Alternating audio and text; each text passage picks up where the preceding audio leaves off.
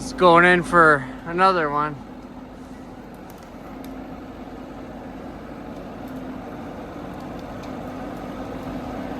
The terrain in here, it's hard to tell with the snow, but the terrain in here is like boulders.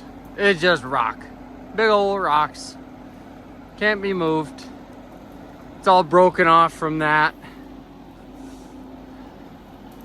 Yeah, look at that. I mean, that's probably like a 400-pound, 500-pound tree. Probably like 300 to 400 pounds, honestly. Being a little over generous. I mean, there ain't no way you're moving that by hand without limbing it entirely, bucking it into pieces, and then watch it disappear.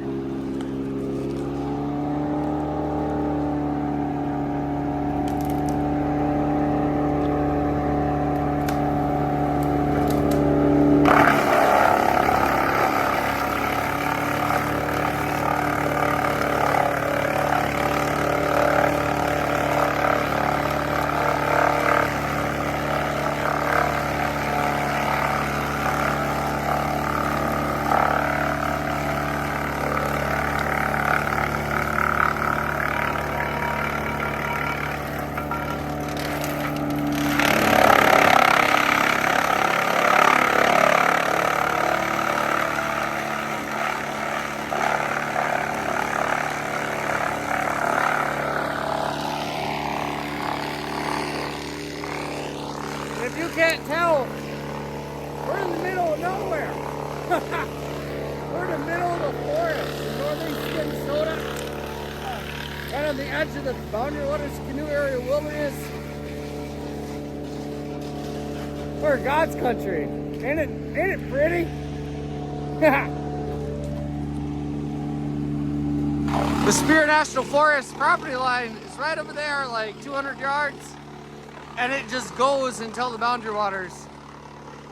And it's not that far. Less than 8 to 10 nautical miles, maybe?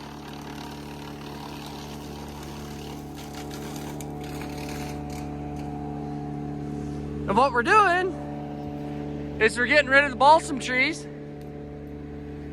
so that if a fire were to come from the Boundary Waters, or, you know, the Spear National Forest, any of these big giant, like this big giant spruce tree or something, if any of these big trees get struck by lightning or just a big wildfire burning in from Canada, it'll hit this area that we've treated, where we've eliminated the balsam fir, turned it into wood chips, broadcasted those chips, and it allows a forest fire that's relatively hard to control to lower in intensity so it can be controlled, because we have wildland-urban interface right over there. There's cabins, there's millions and millions of dollars of cabins and lake homes and just beautiful estates that would all just burn up in a wildfire. And that's why we're doing this out in the middle of nowhere, creating these shaded fuel breaks. And what this forestry prescription is called is a woody residue treatment. And like I said, we're just getting rid of the small trees, the balsam fir, anything under 6 inch in diameter, chipping them. And yeah, this is a 10-acre block, and this is the back corner. So we are pretty much wrapped up. They just got a little bit of like hand piling to do up there on the mountain, and then this whole 10-acre block has been treated. There's another like 15 acres over there that we've treated, and this sums it up. I think we started this project in like I don't know, mid-November maybe, like a week or two before Thanksgiving.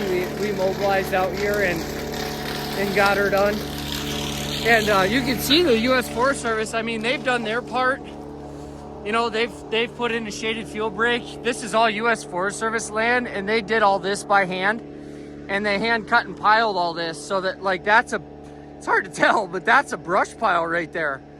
And they've made like thousands of brush piles and made like this 100-yard swath where this butts up against private land. This is private land that we're on right now. And this project's being funded by the county, because it's such a critical part of a fire break. You know, there's just, if they didn't treat this little area, a fire could easily creep into wildland urban interface right here in this spot and just blast right into town. So the Forest Service has done their part. They've hand piled, and they may or may not burn these piles. I mean, the piles look pretty flat now, so they probably aren't going to burn very well. But you could just tell, like a dense forest, like something like 10 times as dense as this, a wildfire would just cook through it. But because they've consolidated everything into brush piles, you know, big giant wildfire would actually lower in intensity right here.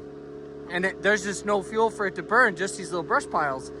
And these piles are gonna be like wet piles. So it would take a lot for them to dry out. And because this is a downhill slope, fire doesn't really like to travel downhill, likes to travel uphill. So, you know, but like leaving these piles isn't a big deal because fire's just gonna run down this hill really slow, and these piles are gonna be wet and saturated. This is all like a lowland, like 50 yards that way. It turns into like all Labrador tea and spruce bog, and all those really tall trees you see are all very mature spruce trees. So that area we're gonna leave alone. We're not gonna do anything to that area because it's too sensitive. There's too much of a ecosystem in there that we just cannot afford to disturb. So that area is gonna be left alone. But yeah, this whole area is government. What we're doing is private, and this is where we meet together and have ourselves a party out in the woods. And it's fun. We love it. Thanks for tuning in. Cheers.